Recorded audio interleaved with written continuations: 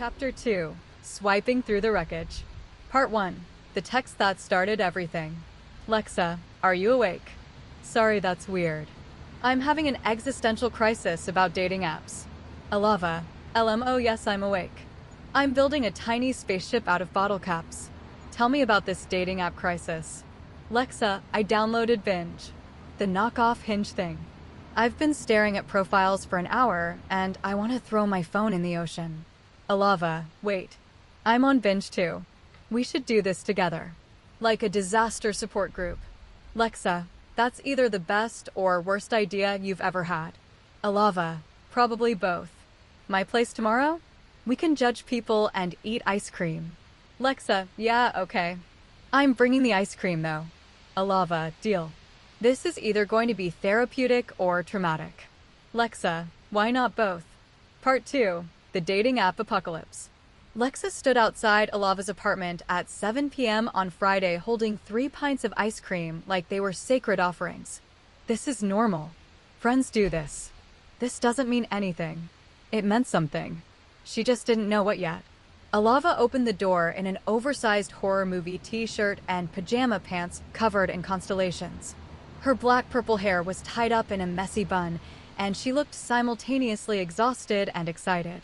You brought 3 flavors, Alava observed. I didn't know what you liked, Lexa said, suddenly self-conscious. And I stress bot. Perfect. Come in. Welcome to my disaster cave. The apartment was exactly what Lexa expected and somehow more. Dark posters covering every wall, plushies arranged on every surface like a stuffed animal council meeting, a desk cluttered with half-finished projects that looked equal parts genius and chaos. It smelled like coffee and vanilla candles and something vaguely mechanical. I love it, Lexa said honestly. Alava's smile could have lit up the entire building. Really? It looks like your brain threw up in the best way possible. That's the nicest thing anyone's ever said about my decorating. They settled on the couch, a worn leather thing that had clearly seen better days, but was comfortable in that lived-in way. Alava pulled up Binge on her phone, and Lexa did the same, and for a moment they just sat there staring at their screens like soldiers about to enter battle. Okay, Alava said. Rules. We go through profiles together. Full honesty. No judgment of each other, only judgment of the terrible bios. Deal, Lexa agreed. But if I start spiraling, you have to tell me. Same. They clicked into the first profile. Jessica, 27, living my best life. Love hiking, wine, and my dog Cooper. Looking for someone who can keep up with my adventures. No drama. The exclamation points are giving me anxiety, Lexa muttered. She seems nice though, Alava offered. She seems like she'd make me go hiking at 6 a.m. and judge me for being tired. That's fair. Swipe left. Swipe left.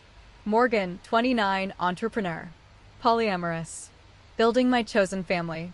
Looking for emotionally intelligent humans who understand that love isn't a limited resource.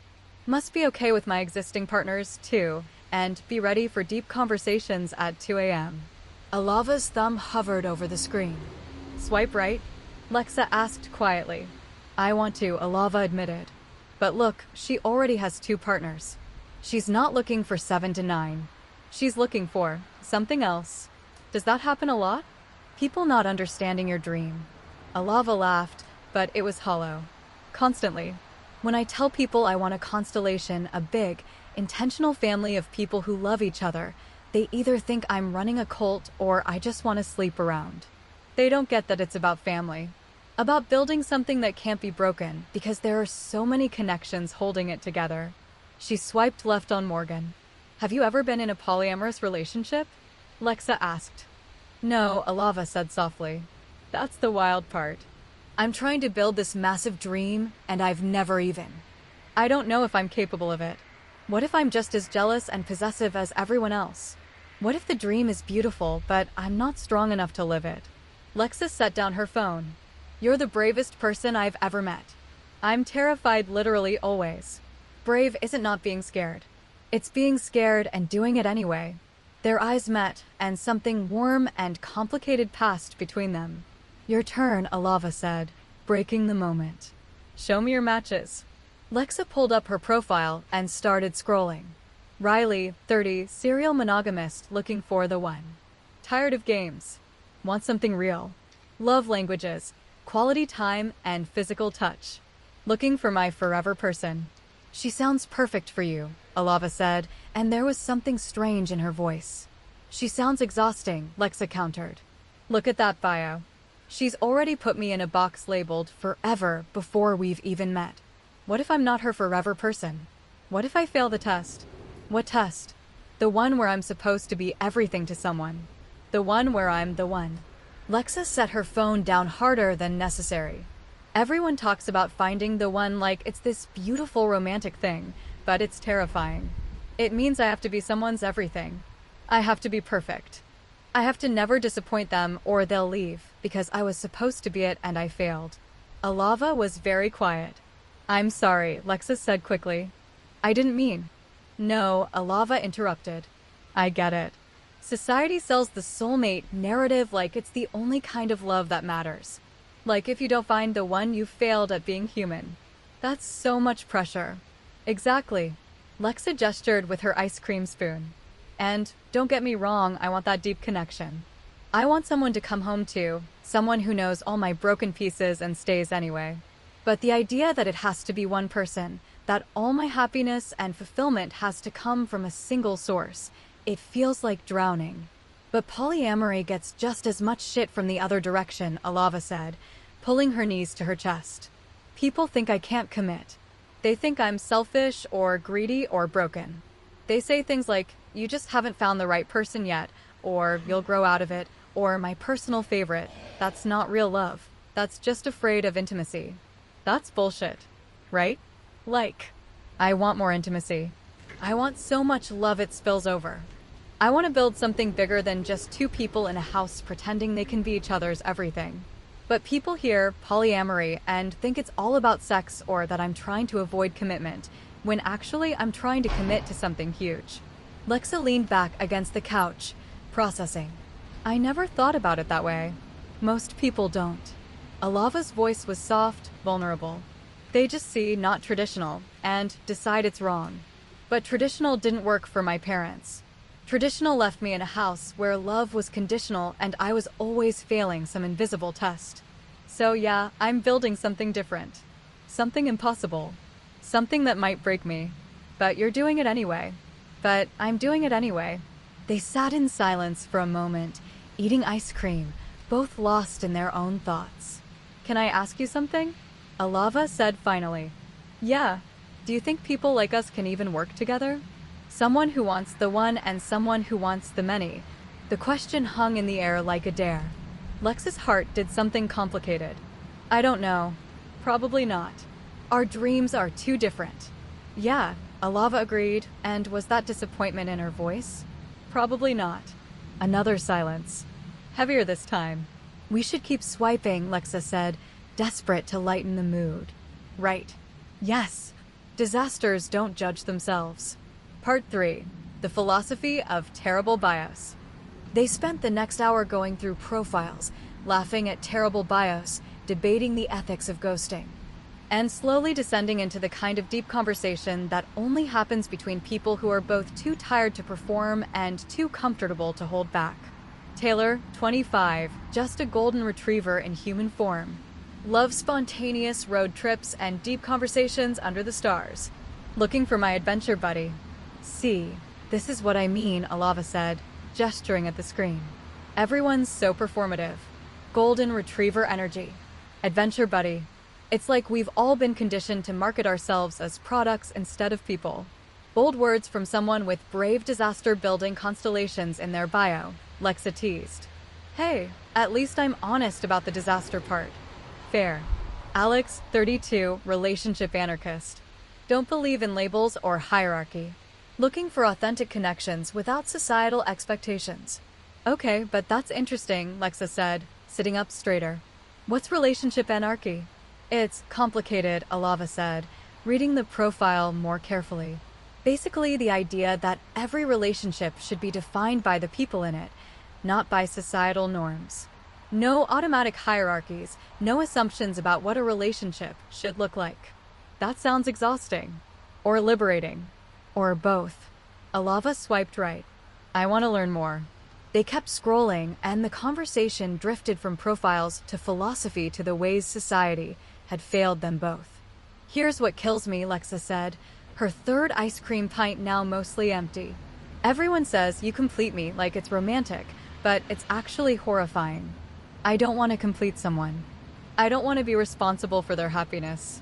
I want to be part of their happiness, but not the whole thing. Yes, Alava practically shouted. That's exactly what I'm trying to build. A system where no one person carries all the weight. Where love is distributed and everyone has support from multiple sources. It's not about needing less, it's about needing sustainably. But how do you handle jealousy? Lexa asked. Like, genuinely. If I care about someone and they love someone else too, doesn't that hurt? Alava considered this carefully. I think jealousy is real and valid. But I also think we're taught to see love as a competition instead of collaboration. Like, if your best friend makes a new friend, you don't automatically hate that person, right? You don't think they're stealing my friend. You think, cool, my friend has more support. Why can't romantic love work the same way? Because romance has sex and exclusivity baked into it, Lexa argued. That's the whole point. Says who? Says everyone? Says the people who benefit from keeping love small and controlled. Lexa blinked. That's either profound or conspiracy theory nonsense. Maybe both, Alava grinned. Look, I'm not saying monogamy is wrong. It works for lots of people. But it doesn't work for me, and I'm tired of being told my dream is less valid because it's not traditional. I'm not saying it's less valid, Lexa said carefully. I'm saying I don't understand it. I barely trust one person to stay. How do you trust 7 to 9? By building something where they're not staying for one person, they're staying for the whole constellation. No single point of failure. Alava's eyes were bright with passion now. Imagine a family where if one person is struggling, there are 6 other people to catch them. Where no one has to be everything to anyone. Where love isn't a burden, it's a gift. Lexa was quiet for a long moment. That sounds beautiful. But I don't know if I could do it. I don't know if I'm built for that kind of love. Maybe you don't have to be. Alava's voice was soft now, almost sad. Maybe we're just different kinds of people dreaming different kinds of dreams. Yeah, Lexa agreed. Maybe. Part 4. The Adventure Plan. By 10 p.m., they'd given up on swiping and moved on to planning what Alava called the anti-dating app adventure. Okay, here's the thing, Alava said, now lying on the floor surrounded by plushies like some kind of chaos queen holding court. Dating apps are destroying our souls. We need to do something real. Like what?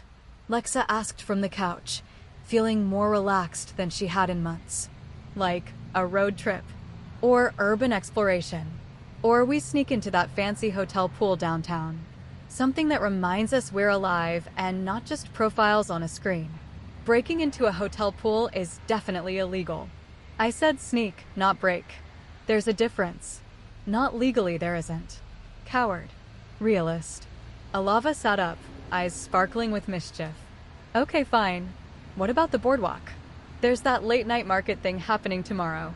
We could go, eat terrible food, ride the Ferris wheel, and remember what it's like to have fun without trying to impress anyone. Lexa hesitated. This feels like a date. This is starting to feel like a date. Is this a date? As friends, Alava added quickly, like she could read Lexa's mind. Obviously. 2 disasters supporting each other through the hellscape of modern dating. Obviously, Lexa echoed, ignoring the weird disappointment in her chest. So, tomorrow night, 8 p.m., Lexa looked at this woman, this beautiful, chaotic, impossible woman who wanted to build constellations and believed in love so big it scared her, and made a decision that felt both stupid and inevitable. Yeah, okay, let's do it. Yes! Alava pumped her fist in the air, and one of her plushies fell over. Sorry, Nebula. Got excited. Lexa laughed. Do you apologize to all your plushies? They have feelings, Lexa. Don't be rude. You're ridiculous. You like it? I really do, Lexa thought, and the realization was terrifying. Part 5. The Walk Home Revelation. Lexa left Alava's apartment at 11 p.m., walking through LA streets with her mind spinning like a hurricane. She'd gone there to commiserate about dating apps. She'd left questioning everything she thought she knew about love, connection, and what she actually wanted. Alava was wrong for her. Obviously wrong. They wanted completely different things. Lexa wanted the one. Alava wanted the many. There was no universe where those dreams aligned. But then why did talking to her feel like finally learning to breathe underwater? Why did the idea of Alava with other people make her chest tight in a way that felt like jealousy, but shouldn't because they weren't even together and never would be? Why did she already know she'd text Alava the second she got home even though they'd spent the last 4 hours together? This is bad, Lexa thought. This is very, very bad. Her phone buzzed. Alava, thank you for tonight. Alava, I haven't talked about this stuff with anyone in forever. Alava, also you were right about the cookie dough ice cream. Life-changing. Lexa smiled despite herself. Lexa, thank you for not judging my existential crisis. Lexa, and for teaching me things I didn't know I needed to learn. Alava, that's what disasters are for. Alava, see you tomorrow? Lexa, yeah. Lexa, see you tomorrow. Lexa stared at the messages for a full minute before putting her phone away. She was in trouble. The kind of trouble that had storm blue hair falling for a constellation she could never be part of. The kind of trouble that meant heartbreak was inevitable. But she was going to the boardwalk anyway. Because maybe, just maybe, some kinds of disaster were worth it. Part 6. The Parallel Spirals. Alava lay on her floor, staring at the ceiling, surrounded by the plushie council. I'm in trouble, she told Constellation. The plushie, predictably, said nothing. She's perfect. And wrong for me. And I think I'm falling for her anyway. She wants monogamy. You want a constellation. This cannot work. This will not work. But her heart didn't care about logic.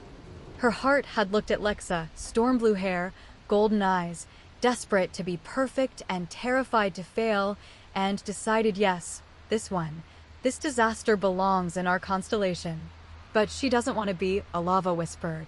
She wants to be someone's everything. And I can't. I can't be that. Can you? The question sat in her chest like a weight. Could she?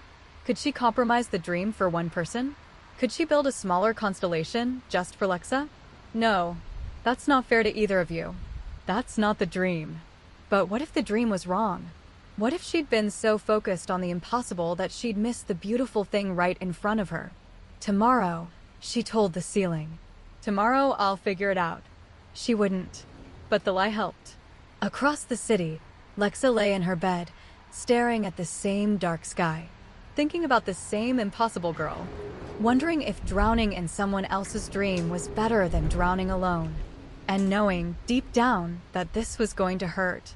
But going anyway, because the storm was tired of being still, and the constellation had never looked so bright. End of Chapter 2. Author's notes. This chapter deepens their connection while highlighting the central conflict, Lexa's monogamous dreams versus Alava's polyamorous constellation. The dating app becomes a mirror for their philosophies, forcing them to articulate beliefs they've never fully examined. Key developments. Their chemistry intensifies while the incompatibility becomes clearer. Philosophical debate grounds their different approaches to love. Society's judgment of both paths is explored, monogamy as pressure, polyamory as deviance. The planned adventure sets up Chapter 3's emotional turning point. Both are falling despite knowing it won't work. Themes explored. Performative dating culture and authenticity. The pressure of the one narrative. Polyamory as valid family structure, not just sexual freedom. How society shapes our relationship expectations. The terror of wanting something wrong for you. What's coming? Chapter 3 will be the boardwalk adventure, their first real, not date, where feelings escalate, boundaries blur, and the question becomes urgent. Can love exist between incompatible dreams? Alava will realize Lexa could be part of her constellation. Lexa will realize she might want that, even if it terrifies her. The slow burn accelerates. The angst deepens. The inevitable heartbreak looms. Let me know if you want Chapter 3. Blue heart, purple heart sparkles.